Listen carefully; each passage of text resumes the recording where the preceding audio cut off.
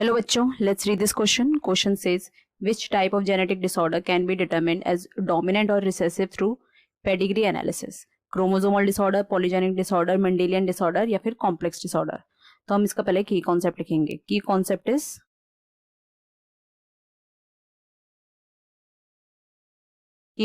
Is genetic disorder.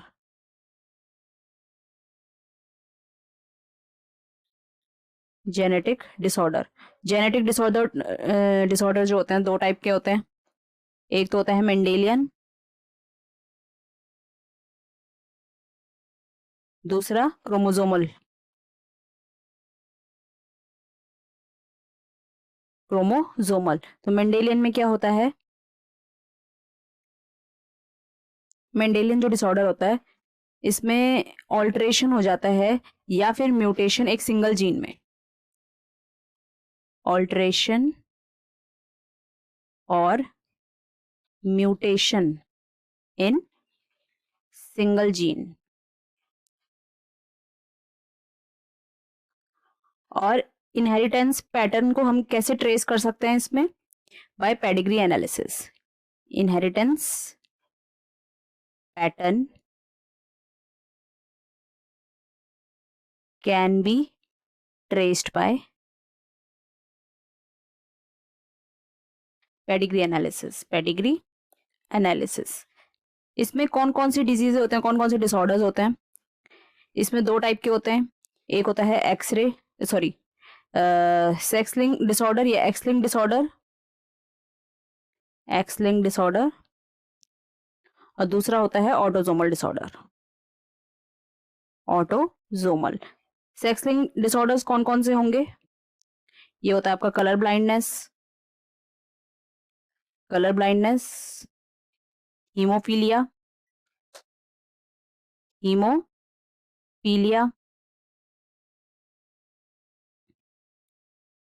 Autosomal में diseases कैसे हो सकते हैं? एक तो रिसेसिव हो सकते हैं, ऑटोसोमल रिसेसिव, जिसमें रिसेसिव कंडीशन में ही जो है डिजीज के सिम्टम्स आएंगे। या फिर डोमिनेंट हो सकता है, ऑटोसोमल डोमिनेंट, जिसमें डोमिनेंट के केस में जो है वो सिम्टम्स आते हैं। कौन कौन सी है इसमें ऑटोसोमल में? Sickle cell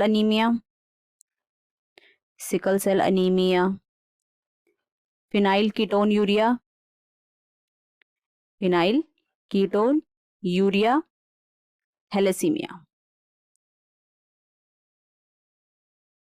thalassaemia. Chromosomal disorders में क्या होता है? क्रोमोसोमल डिसऑर्डर में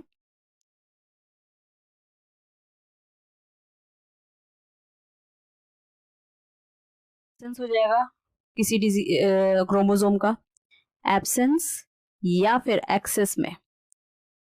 एक्सेस ऑफ वन और मोर क्रोमोसोम।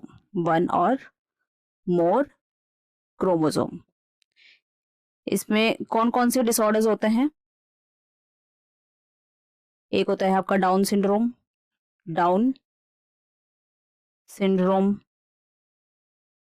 क्लिनफिल्टर सिंड्रोम,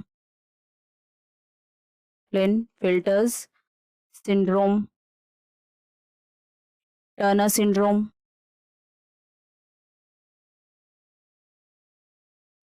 फिर आता है हमारा, और कौन से ऑप्शंस में पूछे हैं कि Mendelian and polygenic and complex. तो पॉलीजेनिक और कॉम्प्लेक्स में क्या होता है?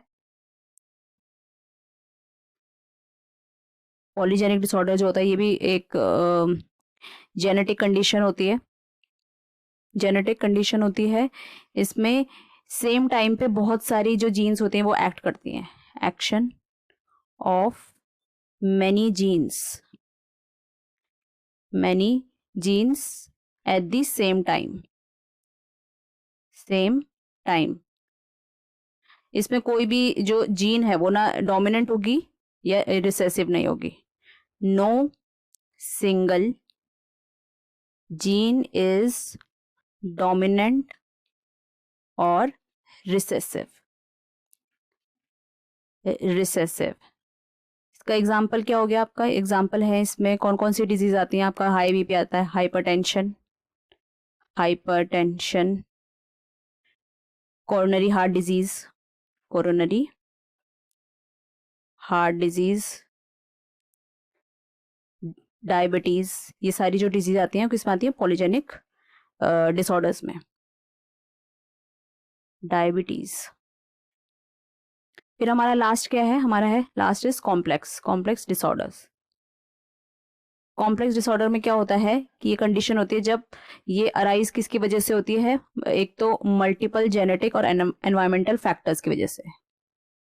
Multiple genetic and environmental factors की वजह से। और इसके आपके सिम्टम डिजीज कौन कौन सी है? एक तो हार्ट डिजीज हो गई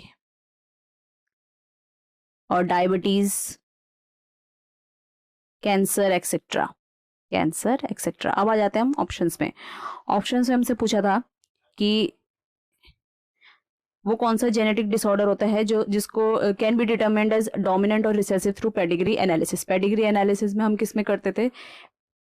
मेंडेलियन में। और इसमें हमारा जो ऑटोसोमल है वो रिसेसिव भी हो सकता है, डोमिनेंट डिजीज भी हो सकता है। ठीक है, तो करेक्ट आंसर क्या हो गया? Option C. So I hope you understood it well. All the best.